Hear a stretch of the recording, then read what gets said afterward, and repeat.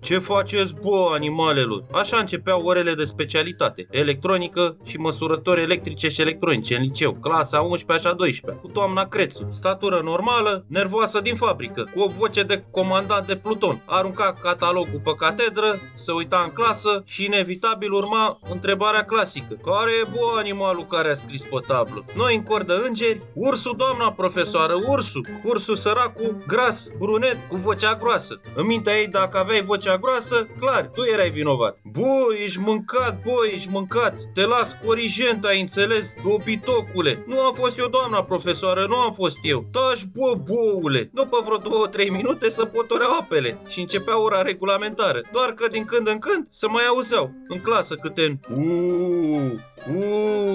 o voce groasă pe fundal. Iar doamna profesoară întreba și ea, săraca, care e, bă, nesimțitul? Bineînțeles, aceeași persoană. Ursul, doamna profesoară, ursul. Bă, dobitocule, bă, ești, bă, afară, ești absent azi, bă, ești absent, ai înțeles, boule. Și cam așa decurgea începutul orelor cu doamna profesoară, Creață. În fine, prin liceu m-am plimbat frumos. 2 ani la matematică fizică, unde dacă terminai cei 4 ani nu primeai absolut nicio calificare, și 2 ani la electrotehnică, transferat frumos și elegant, la finalul clasei a 10-a. Încă din clasa 9-a, Vilău, zis și oaie, îmi spunea mereu, bă, dacă nu e bacul, ești terminat, nu ai nicio meserie la bază, o să mor de foame. Pe mine mă doare în brișcă, dacă nu iau bacul, iau sigur atestatul de electrician și nu mor de foame. Asta m-a făcut să mă gândesc mai serios la viitorul meu, ce o să fac după ce termină liceu, dacă nu iau bac, să am o calificare. Și încă din clasa 9-a m-a dus pe capul lui maică-mea, bă, nu-mi place aici, vreau la electrotehnică. Și mă tot întreba maică-mea, mă, de ce? Electro sunt cei mai slabi, tu ești la cei mai buni, la matematică fizică. Nu m-am apucat eu să-i spun că am o presimțire că nu o să iau bac, că jar mâncam. Și am încercat să mă transfer mai devreme, încă din clasa 9, dar conducerea liceului considera că un elev de la Real să se ducă la electrotehnică, eșec total pentru sistem. În cele din urmă, la finalul clasei a 10-a, reușesc transferul, 12 diferențe de materii și gata, am rămas legendă, cel puțin pentru vremea respectivă. Începe prima zi în noua clasă, intru și șoc.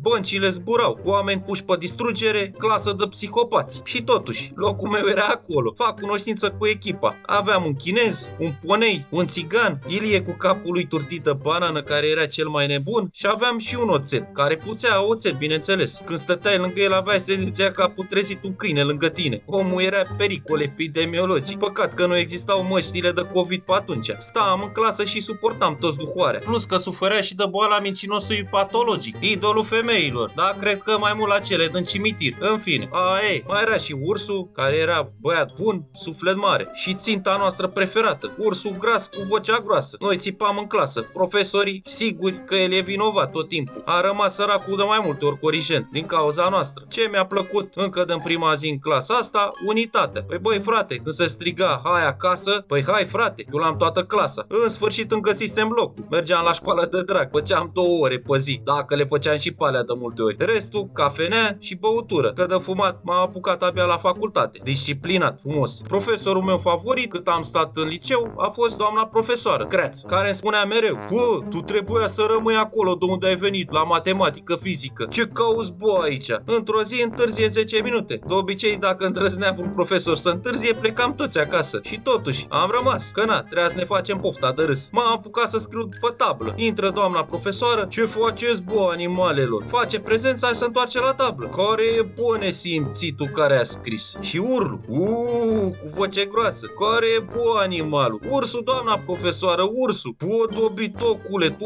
ai scris. Ești mâncat, bă, ești mâncat. Erați corigent, bă, boule, bă. Nu am fost eu, doamna profesoară, Manole, minte. El este. Iar eu minte, doamna profesoară. Nu ați auzit care e vocea groasă? Profa, normal că el a fost. Ești absent, bă, ești absent. Și uite, așa m-a încasat săracul ursul cu o absență pe la doamna. Și din când în când cât o notă de 3 sau 4. În fine, țin minte că în ziua aia, la un moment dat, ne-am strecurat toată clasa afară. Am lăsat-o singură în clasă. Rezultatul, eram prezenți toți la școală, dar eram și la cârciumă. N-a dat absență la nimeni. Totuși era un om cu sufletul bun, dar și ticăloasă din când în când. Dacă te vedea un pic fraierică, erai mâncat de viu. Dar ce să faci cu niște ticăloși? La un moment dat am făcut chiar și o convenție cu dânsa. Noi să stăm cu minți, iar ea ne-a promis că nu ne mai trece absențe. Și ne trece și clasa. Dar băi frate, nu aveai n-aveai cum să nu te abții. Cum se întorcea doamna la tablă, să scrie, pac, îi umplea în spatele de bucățele de hârtie, trase prin tubul de la pix, cu scuipat. Și așa decurgea ora cu doamna profesoară. Morala poveștii, aveți grijă la ce profil nimeriți la liceu, să scoate și o calificare, mai ales în ziua de astăzi când nu se ia bac. O să continui să vă povestesc ore cu doamna profesoară, tragico-comic. Dacă ți-a plăcut, dă și tu un like, abonează-te și lasă un comentariu. Mulțumesc, salut!